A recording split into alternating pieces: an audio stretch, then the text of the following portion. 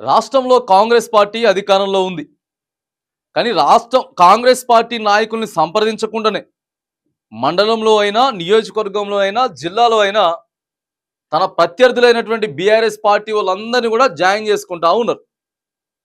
కనీస సమాచారం లేకుండా మరి 10 ఏళ్ళు మేము వాళ్ళతోని కొట్లాడినాం, వాళ్ళ వల్లనే స్టేషన్ల పాలైనాం, కేసుల పాలైనాం. కనీసం సమాచారం లేకుండా ఎట్లా జాయిన్ చేసుకుంటారని చెప్పి గ్రామ స్థాయి నుంచి కూడా క్యాడర్ తిరగబడతా ఉన్నది. కాంగ్రెస్ పార్టీ కార్యకర్తలు, నాయకులంతా కూడా ఇక తిరుగుబాటు జరుగుతూ ఉంటే ప్రధానంగా కూడా ఆదిలాబాద్లో ఇంకో ఇక్కడ మనకు కనపడతా ఉన్నది. ఆదిలాబాద్లో మాత్రానికి అక్కడ అధికారంలో కాంగ్రెస్ ఉన్నా కానీ బీఆర్ఎస్దే పై చేయి. ఎందుకు మరి బీఆర్ఎస్ది పై చేయరంటే ఇప్పుడు కొత్తగా జాయిన్ చేసుకున్నటువంటి బీఆర్ఎస్ వాళ్ళందరికీ ఎక్కువ అవకాశాలు ఇస్తా ఉన్నారు. వాళ్ళనే ముందు వరుసలో కూర్చోబెడతా ఉన్నారు. కష్టపడ్డటువంటి కాంగ్రెస్ పార్టీ నాయకులేమో దూరంగా ఆడాడే ఉంటా ఉన్నారు. వాళ్ళకి ప్రాధాన్యత ఇయ్యట్లేదు. లోపల మాత్రానికి కుమ్ములాట గట్టిగానే జరుగుతూ ఉన్నది. ఇదే గత ప్రభుత్వంలో కూడా జరిగింది.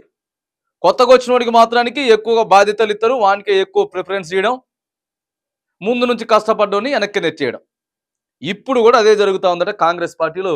ఇక చూడండి, కాంగ్రెస్లో క్యాడర్ తిరుగుబాటు అవుతా ఉంది. క్లియర్గా ఆదిలాబాద్లో మాత్రానికి స్పష్టంగా కనపడుతూనే అదే కొత్త వాళ్ళతోటి చేటే. ఇవాళ వచ్చిందని చెప్పి మీరు కొత్త వాళ్ళని తీసుకుంటే మాత్రానికి పాత వాళ్ళంతా కూడా ఆగమైపోతారు. నమ్ముకున్నోడు ఇప్పుడు వచ్చినోడు అంతా కూడా పార్టీ మోసపోతుందని చెప్పి క్లియర్గా కనబడతా ఉన్నది. ఇక కుండ బదులు కొట్టినట్టు సీనియర్ నేత మధు యాస్కి గౌడ్ కూడా చెప్తా ఉన్నాడు. మధు యాస్కి గౌడ్ క్లియర్గా చెప్తున్నాడు. ఇక ఆయన కాంగ్రెస్ పార్టీలో కుమ్ములాట్లు మొదలైనవి, కొట్లాట్లు మొదలైనవి, ఇక బయట పడుతుంది ఒకదాని తర్వాత ఒకటి పంచాయతీలు బయట పడతాయని చెప్పి మధు యాస్కి గౌడ్ చెప్తా ఉన్నాడు. ఇక ఎమ్మెల్యే గూడెం మహిపాల్ రెడ్డి కూడా చెప్పకనే ఆయన కూడా నిన్న మొన్న తన మాటలు పంచుకున్నట్టు కూడా మనకు కనపడతా ఉన్నది.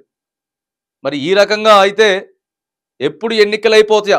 ఎంపీ ఎన్నికలు అయిపోయిన తర్వాత ఇప్పుడు మరి నెక్స్ట్ స్థానిక సంస్థల ఎన్నికలు రాబోతా ఉన్నాయి. జెడ్పీటీసీలు, తర్వాత ఎంపీటీసీలు, తర్వాత ఎంపీపీలు, ఇవన్నీ కూడా ఎన్నికలు ఇంకొక 2 monthsలో జరగబోతా ఉన్నాయి. ఈ ఎన్నికల ముందుకు మాత్రానికి కాంగ్రెస్ పార్టీలో కొట్లాటలు గట్టిగానే మొదలైతాయి. క్యాడర్ అంతా కూడా చిన్న భిన్నం అయిపోయేటటువంటి అవకాశాలు ఉన్నాయని తెలంగాణ రాష్ట్ర కాంగ్రెస్ పార్టీలో క్లియర్గా మనకి కనబడతా ఉన్నది.